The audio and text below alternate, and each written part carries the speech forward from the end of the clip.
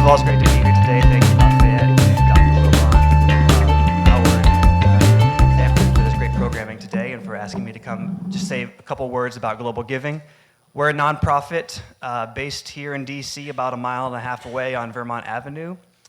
Been around for about 17 years, and we specialize in helping nonprofits from all around the world raise more money online.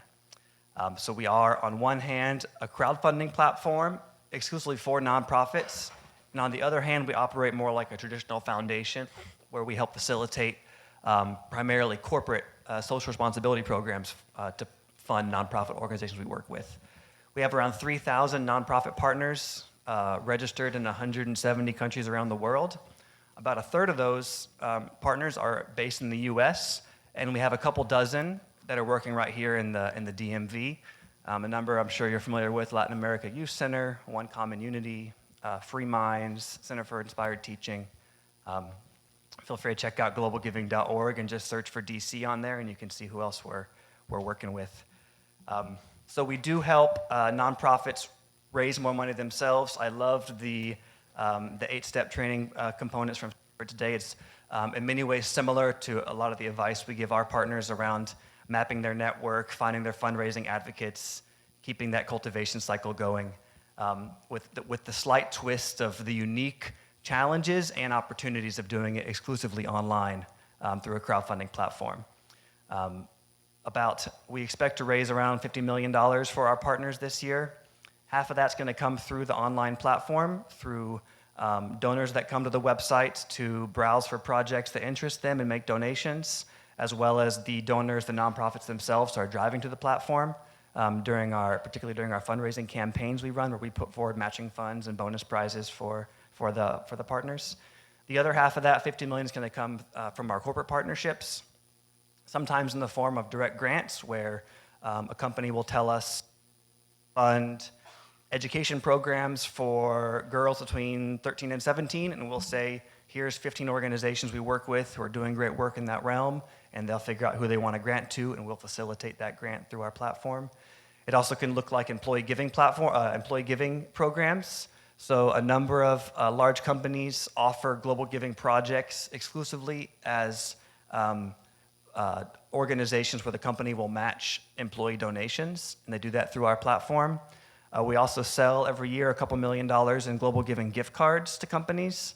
So these are companies like Facebook and Google and a lot of tech companies who, as part of their employees' annual bonus, or maybe as a gift to their advertisers, they'll give out a $500 global giving gift card.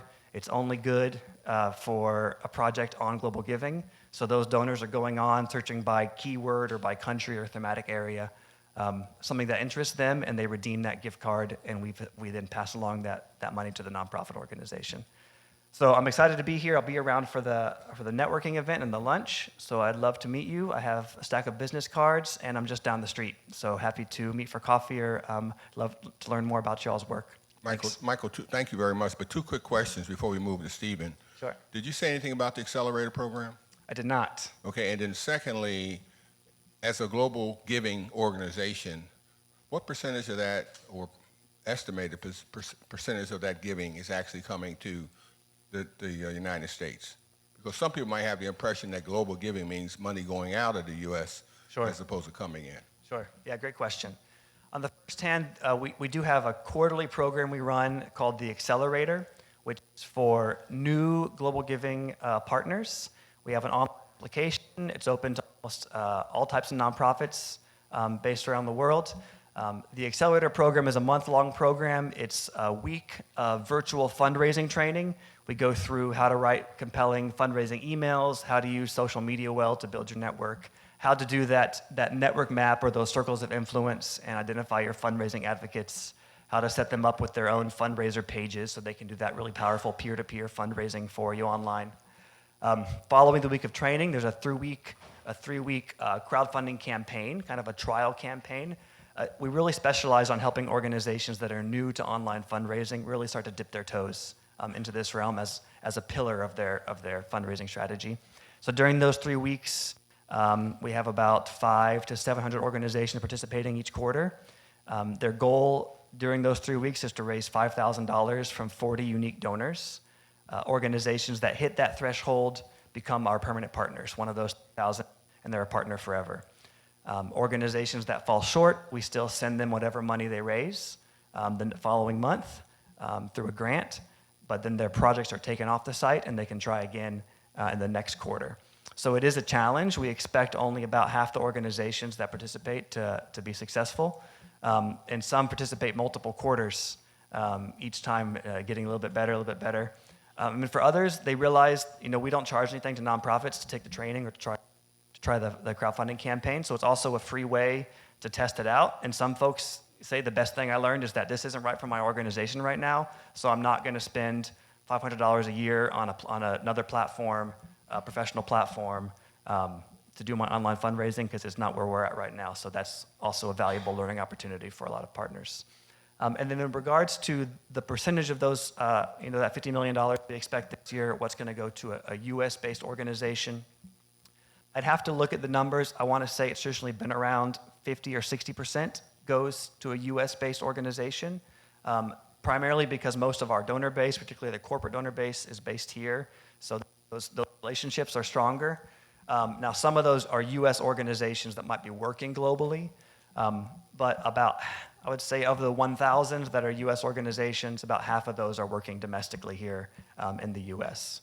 So even though it is called global giving, we are part of the globe here in the US and DC. We're not excluding ourselves. Thank you very much, Michael. My pleasure. Dr. Broyles, what is the Maji Group and how do you help people with grant writing? Well, first of all, good morning. And I'll try to be brief so it doesn't turn into good afternoon. First thing, I want to say a couple of things. One, thank you for us being here today. And I love the fact that this particular program is in the School of Business. Someone mentioned before, because your nonprofit organization is a business. And if you run that business non-profitably, you will be out of business. And that's one of the principles that we teach as well, because I'm an adjunct down, a couple buildings down at the School of Social Work. So I'm glad to see this marriage happening here today. With the Magi Group, two things that we do primarily. The first one is build the capacity of nonprofit organizations. Why is that important? Well, let's put it this way. I'm born, raised in Detroit, moved to DC 2001. A friend of mine, when we graduated college, he had a 1980-something Dodge Omni. Now, that particular car, he had a Velcro strap on the trunk. One of the windows didn't go down. There was one song written a few years ago called One Headlight, and I think it was about that car. Now, the one thing about that car is if you had to get someplace, it was an option. But did you really trust the vehicle that you're about to get into? And if you had a choice, would you do it? For the most part, I was like, the bus is still running, so I think I can make that without the car. Well, it's because they didn't trust the vehicle. Well, the thing about your nonprofits or our nonprofits is if the folks that contribute don't trust the vehicle, they won't give. So it's important that the vehicle is sound. So that's one of the first things we do, and make sure that nonprofits are sound from head to toe. The other part that Lafayette mentioned today is proposal writing. And we've partnered with the district for the last 9 years, as well as the DC Baptist Convention, to work with faith and community-based organizations to show them how to proposal write effectively. There's a PowerPoint that goes with this one, but we've got 5 minutes, so I'm just going to tell you 4 key things, and I'll make sure that the PowerPoint's available to you. It's 4 simple principles. We're in the business school, and when they talk about marketing, and help me and the business folks in the room, we're talking about product, price, place, and promotion, correct? Thank you, sir. All right, I feel better now. In proposal writing, it's similar.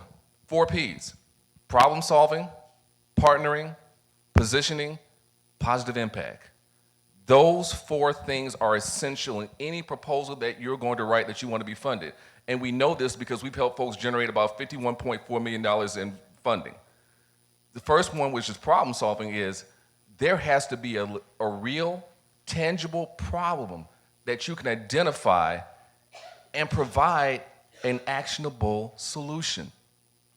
It's not what we tend to do is not a solution looking for a problem, but instead, we'll see what the actual problem is there, partner with the people on the ground, and figure out what's important to them and what do they want and what do they need. And that kind of led us to the next part, which is the whole partnering piece.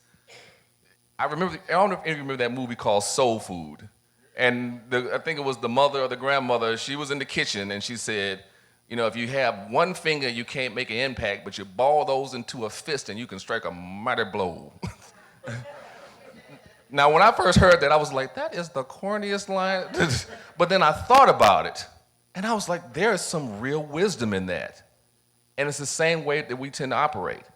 With these issues that we are addressing, whether they're educational issues, whether returning citizens, whether it's hunger, homelessness, if you're trying to take these on by yourself as an individual organization, it is incredibly difficult. So one of the things we're always looking at is who else can we partner with that makes sense? And if you think about it, I'm gonna give you one quick scenario. What do nonprofits, police, realtors, emergency room physicians, business leaders, and the faith leaders have in common? Just as one quick thing, just think about it for a quick second. I heard a couple of people mumbling a couple of things. I'll just tell you real quickly what it is. They were all interested in substance use in particular. And as we talk about the opioid issue, when you look at it, you're like, well, why would a realtor care? Well, guess what? Who knows neighborhoods as well as anybody because they're there all day, every day. And when you're looking at what's happening in houses, what they find in houses, they can tell you.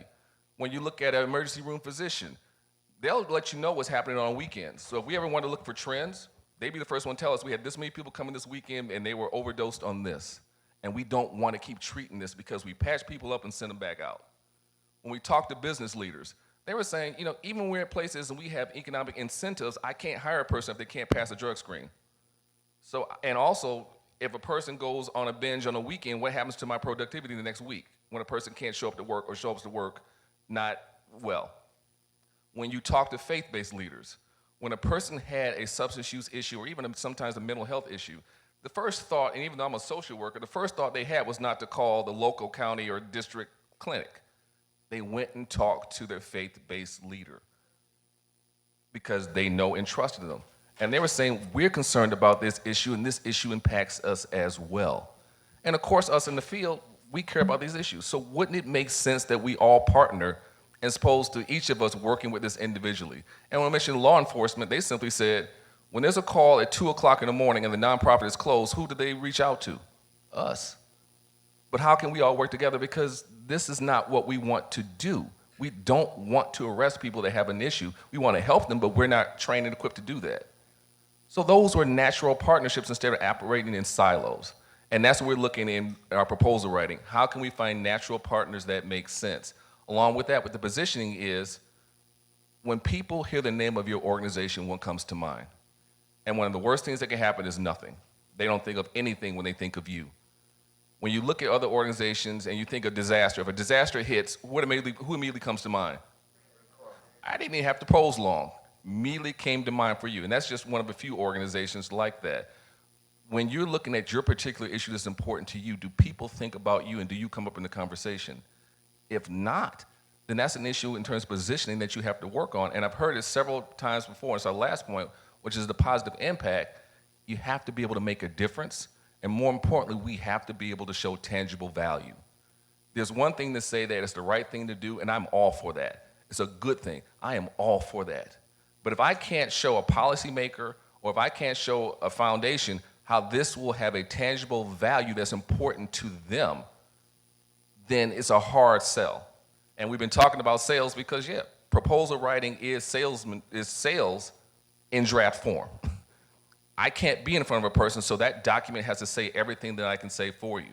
And a lot of times folks say, well, I don't know what my good is worth. Well, you can look at it conversely. And I know this being from Detroit, we work with insurance companies because if you want to know anyone that knows the value of anything that can go wrong, insurance companies know. I had a tree that was a little bit loose. They were able to quickly tell me, if that tree falls in your house, here's how much it's going to cost. And I was like, oh. But I also realized they knew other things.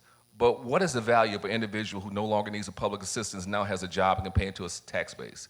What is the value of a family that has insurance and no longer has to go to the emergency room for an asthma attack, but knows how to control it? See, we can attach not only good to that, but tangible dollar amounts that show that this is making a difference in moving things in the right direction. All those are key to proposal writing, and since that's my time, those are the main 4 points I wanted to give to you. That's my time, and thank you for yours. Thank you. Thank you, Stephen. Thank you, Michael.